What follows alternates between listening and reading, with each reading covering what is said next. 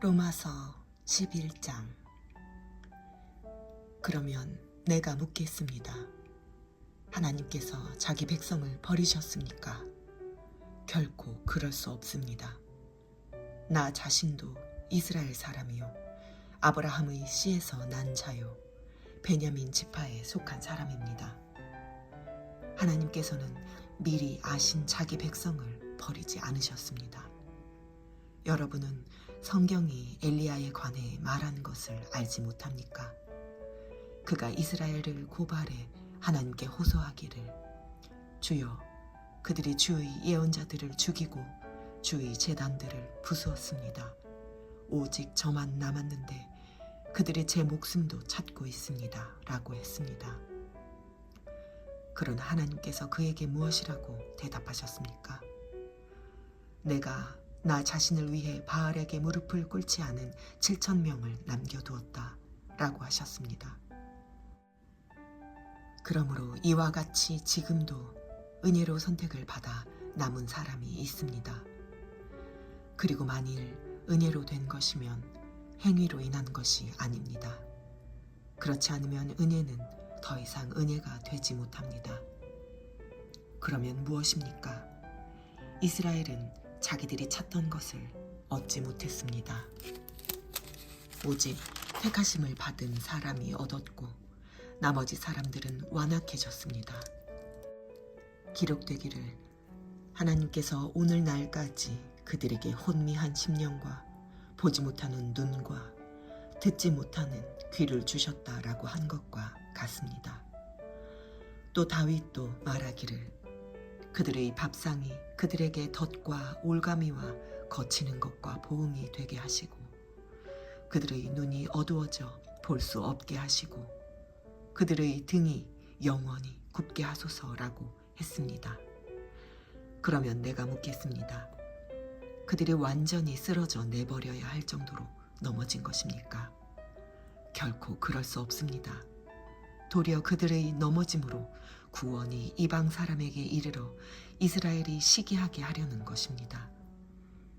그들의 넘어짐이 세상의 부요함이 되고 그들의 실패가 이방 사람의 부요함이 됐다면 그들의 충만함은 얼마나 더 큰 부요함을 가져오겠습니까? 이제 내가 이방 사람인 여러분에게 말합니다. 내가 이방 사람의 사도인 만큼 나는 내 직분을 영광스럽게 여깁니다. 이는 내가 어떻게든 내 동족에게 시기심을 일으켜 그들 가운데 다만 얼마라도 구원을 받게 하려는 것입니다.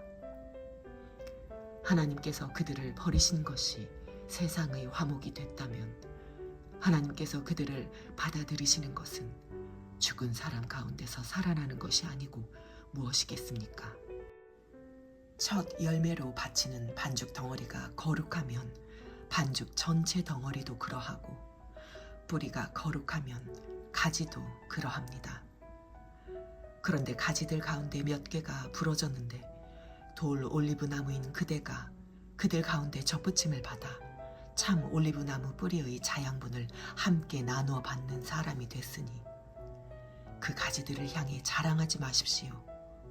자랑한다 할지라도 그대가 뿌리를 지탱하는 것이 아니라 뿌리가 그대를 지탱한다는 사실을 명심하십시오. 그러면 그대는 가지들이 부러진 것은 나로 접붙임을 받게 하기 위한 것이었다라고 말할 것입니다. 그렇습니다. 그들은 믿지 않음으로 부러졌고 당신은 믿음으로 서 있습니다. 마음에 교만을 품지 말고 오히려 두려워하십시오. 하나님께서 원가지들도 아끼지 않으셨으니 그대도 아끼지 않으실 것입니다. 그러므로 하나님의 인자하심과 준엄하심을 생각해 보십시오. 넘어진 사람들에게는 준엄하심이 있으나 만일 그대가 하나님의 인자하심 안에 머무르면 그분의 인자하심이 그대에게 있을 것입니다. 그렇지 않으면 그대 역시 잘려나갈 것입니다. 또한 그들이 불신앙에 머물지 않는다면 다시 접붙임을 받을 것입니다. 하나님께서는 그들을 다시 접붙이실 수 있기 때문입니다. 그대가 본래 돌 올리브 나무에서 잘려 나와 본성을 거슬러 참 올리브 나무에 접붙임을 받는다면 하물며 원가지들인 이 사람들이야 얼마나 더 쉽게 자기 올리브 나무에 접붙임을 받을 수 있겠습니까?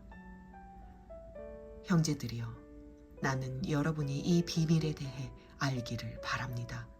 이것은 여러분이 스스로 지혜 있다고 생각하지 못하게 하려는 것입니다. 이 비밀은 이방 사람의 충만한 수가 들어오기까지 이스라엘 가운데 일부가 완악하게 됐다는 것입니다. 그리하여 온 이스라엘이 구원을 받게 될 것입니다. 기록되기를 구원자가 시온에서 나와 야곱에게서 경건치 않은 것을 제거하실 것이다. 이것은 그들과 맺은 내 언약이니 내가 그들의 죄를 없애버릴 때 이루어질 것이다 라고 한 것과 같습니다. 복음의 관점에서 보면 그들은 여러분으로 인해 원수가 된 사람들이지만 선택의 관점에서 보면 그들은 조상들로 인해 사랑을 받은 사람들입니다. 하나님의 은사와 부르심은 번복될 수 없습니다. 한때는 여러분이 하나님께 순종하지 않았으나 지금은 이스라엘의 불순종으로 긍휼히 여김을 받았습니다. 이와 같이 이스라엘이 지금 순종하지 않는 것은 여러분에게 베푸신 긍휼로 이제 그들도 긍휼히 여기심을 받게 하려는 것입니다. 하나님께서 모든 사람을 불순종 가운데 가두신 것은 모든 사람에게 긍휼을 베푸시기 위함입니다. 깊도다 하나님의 부요와 지혜와 지식이여, 그분의 판단은 헤아릴 수 없으며 그분의 길은 찾아낼 수 없도다. 누가 주의 마음을 알았는가? 누가 주의 조언자가 됐는가? 누가 주께 먼저 드려 주의 보상을 받겠는가? 만물이 그분에게서 나오고 그분으로 인해 있고 그분에게로 돌아갑니다. 그분에게 영광이 영원토록 있기를 빕니다.